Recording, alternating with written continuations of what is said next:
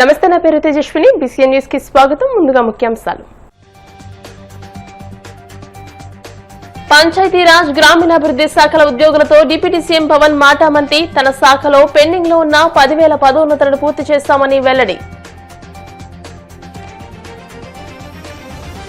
America పర్యటనలో Zoom ఉన్నతాధికారులతో నారా లోకేష్ భేటీ. ఏపీలో R&D ఇంజనీరింగ్ సెంటర్ ఏర్పాటు చేయాలని విజ్ఞప్తి. కూటమి పాలనలో జరిగిన గొప్పేంటో చెప్పుకోలేని నిస్సహాయ స్థితిలో ముఖ్యమంత్రి ఉన్నారు. విమర్శలు గుప్పించిన వైసీపీ రాష్ట్ర ప్రధాన కార్యదర్శి సతీష్ కుమార్ రెడ్డి.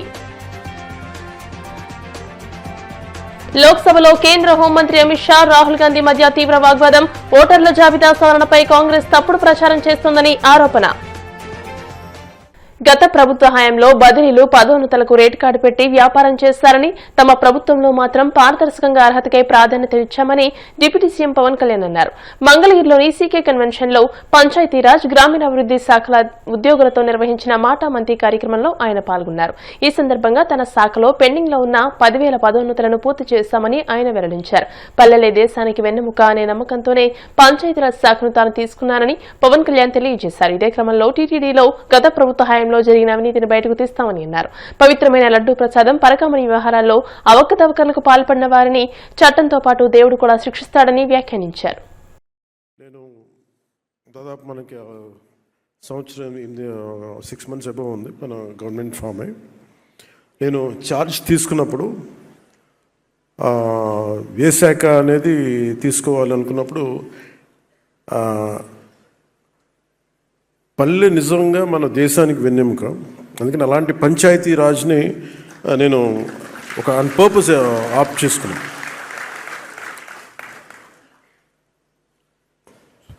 శశిభూషణ్ సార్ ఆ రోజున పిఎస్గా ఉన్నారు. లాస్ట్ గవర్నమెంట్లో కూడా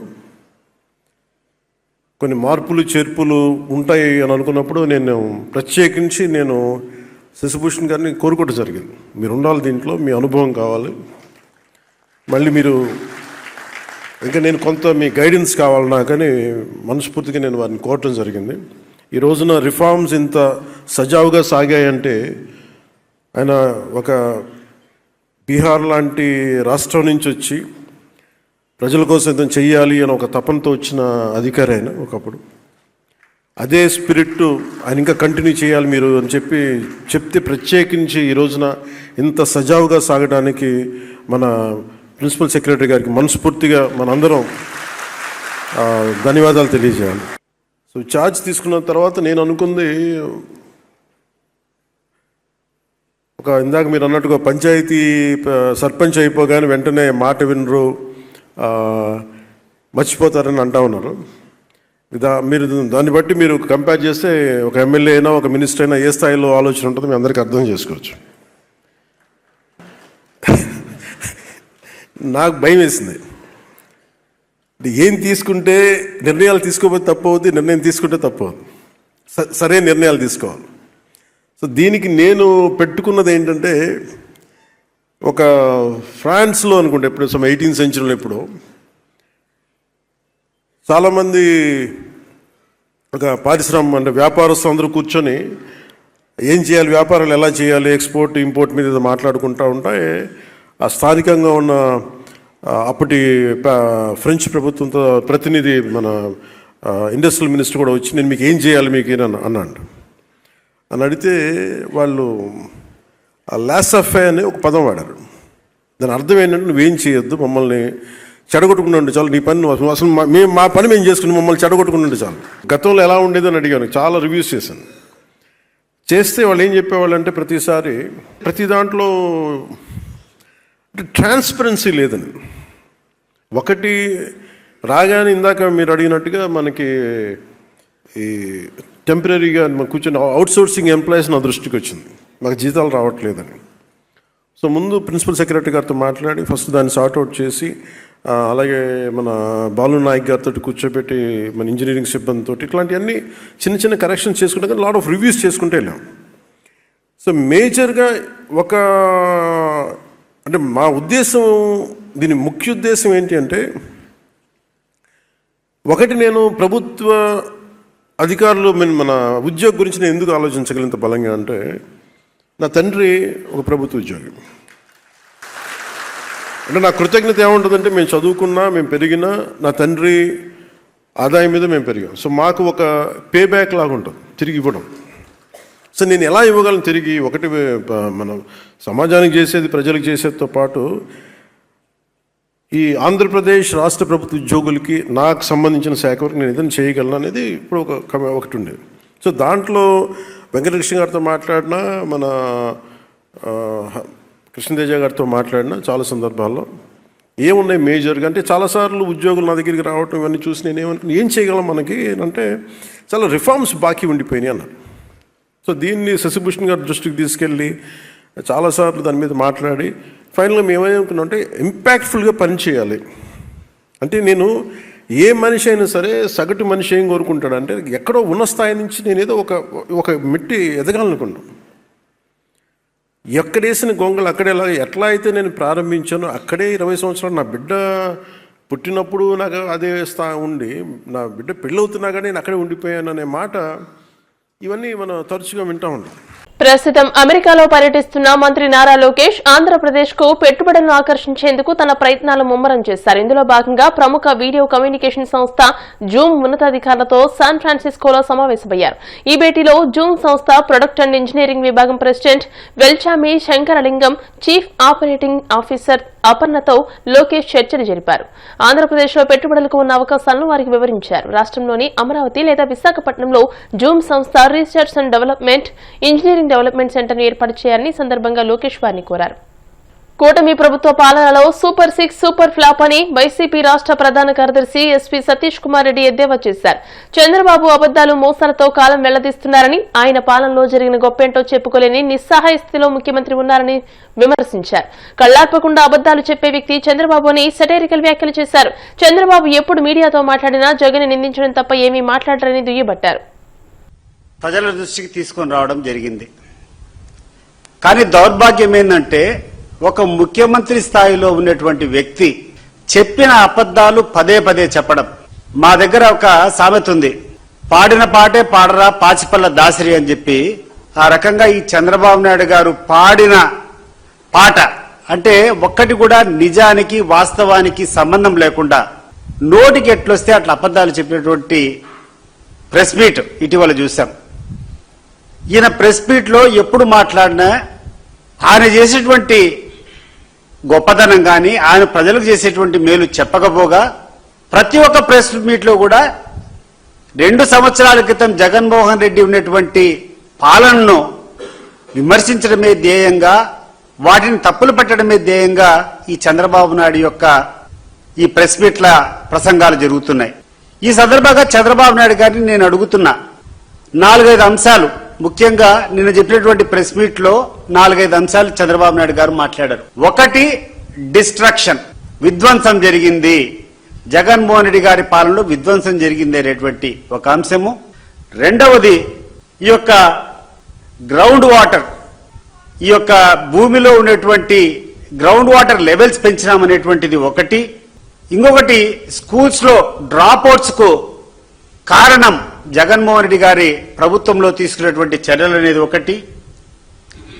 తర్వాత పరకామణి సంబంధించినటువంటి ఇష్యూ ఒకటి. తిరుపతి లడ్డు గురించి ఒకసారి ప్రస్తావన చేయడం. అదే రకంగా ఈ పవర్ పర్చేస్ అగ్రిమెంట్లు, విద్యుత్ కొనుగోలు దాని మీద కూడా చంద్రబాబు నాయుడు గారు మాట్లాడడం జరిగింది. ఈ సందర్భంగా చంద్రబాబు నాయుడు గారికి ఒక్కసారి గుర్తు చేస్తున్నా, అయ్యా నువ్వు చెప్పినటువంటి అబద్ధాలు పదే పదే చెప్పుకుంటూ పోతూ నీకున్నటువంటి పత్రికల్లో ఉన్నటువంటి నీ నంబర్సు, ఎలక్ట్రానిక్ మీడియాలో నీకు అనుకూలంగా ఉన్నటువంటి ఛానల్స్ ద్వారా ప్రచారం చేస్తే ప్రజలు ఏమన్నా చెవులు పువ్వు పెట్టుకుంటారా చంద్రబాబు నాయుడు గారు? ఒకసారి ఆలోచన చేయండి. చంద్రబాబు నాయుడు గారు ఇచ్చినటువంటి సూపర్ 6 ఇది 2024 మే 9వ తారీఖున మీరు ఇచ్చినటువంటి పేపర్ అడ్వర్టైజ్మెంట్, మీరు చెప్పినటువంటి పాంప్లెట్, మీ యొక్క ఎన్నికల హామీల్లో 143 ప్రామిసులు ఇస్తూ వాటిలో అత్యధిక ప్రాధాన్యత ఈ సూపర్ 6 మీద అని చెప్పి మీరు ఇచ్చినటువంటి ప్రామిస్ ఇవ్వండి చంద్రబాబు నాయుడు గారు. దీంట్లో ముఖ్యమైనటువంటిది యువతకు 20 లక్షల ఉపాధి అవకాశాలు లేదా నెలకు 3,000 నిరుద్యోగ భృతి. చంద్రబాబు నాయుడు గారు చూడండి ఒకసారి. మీరు ఎక్కడైనా ఈ రాష్ట్రంలో ఎవరికైనా ఉద్యోగం ఇచ్చారా? ఉద్యోగం ఇవ్వనటువంటి యువతకు ఎవరికైనా ఉద్యోగం రాలేదని చెప్పి నిరుద్యోగ భృతి 3,000 రూపాయలు ఇచ్చారా చంద్రబాబు నాయుడు గారు? This is your first promise.